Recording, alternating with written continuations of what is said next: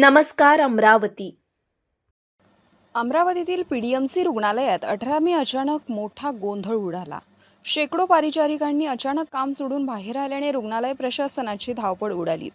रुग्णालय परिसरात तब्बल 50 ते 60 परिचारिका एकत्र आल्याचं दिसून आलं. सूत्रांच्या माहितीनुसार 2 परिचारिकांना कामावरून कमी करण्यात आल्याच्या निषेधार्थ हा प्रकार घडल्याची चर्चा आहे. दरम्यान परिचारिकांना याबाबत विचारणा करण्यात आली असता त्यांनी बोलण्यास टाळाटाळ केली. मात्र अचानक काम बंद झाल्याने रुग्णसेवेवर परिणाम झाल्याचे चित्र काही काळ पाहायला मिळाले.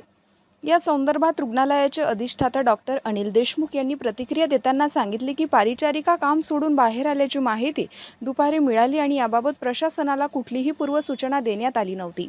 काही आठवड्यांपूर्वी परिचारिकांनी रुग्णालय प्रशासनाविरोधात कामगार आयुक्तांकडे तक्रार दाखल केली होती आणि या प्रकरणाची सुनावणी येत्या 28 मे रोजी होणार आहे. कामगार आयुक्तांच्या नियमांचे पालन प्रशासनाकडून करण्यात येत असल्याचंही डॉक्टर अनिल देशमुख यांनी स्पष्ट केलंय. 2 परिचारिकांना कामावरून कमी केल्याच्या चर्चेमुळे आता पीडीएमसी रुग्णालयातील वातावरण तापले असून या प्रकरणाकडे रुग्ण आणि प्रशासनाचे लक्ष लागून आहे.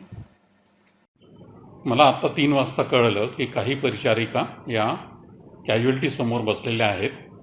अजूनपर्यंत त्या कामावर आहेत की नाही याबद्दल मला काही देखील कम्युनिकेशन नाही. आम्हाला कुठलीच नोटीस मिळालेली नाही. पण मला असं कळलं की 50 ते 60 ज्या परिचारिका तिथे बसलेल्या आहेत त्या आज ड्युटीवर आहेत की नाही याची आम्ही शहानिशा करू व उद्या त्या येणार आहेत की नाही ड्युटीवर त्याची देखील आम्हाला काही कल्पना नाही.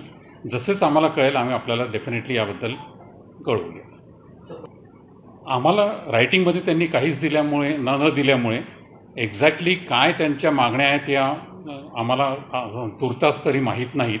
पण मी याबद्दल एक सांगू इच्छितो की 2-3 आठवड्यापूर्वी त्यांनी लेबर कमिशनरला एक कंप्लेंट केली होती त्यांच्या काही मागण्यांच्या संदर्भात आणि लेबर कमिशनरने आम्हाला देखील त्याबद्दल सफाई मागितली होती.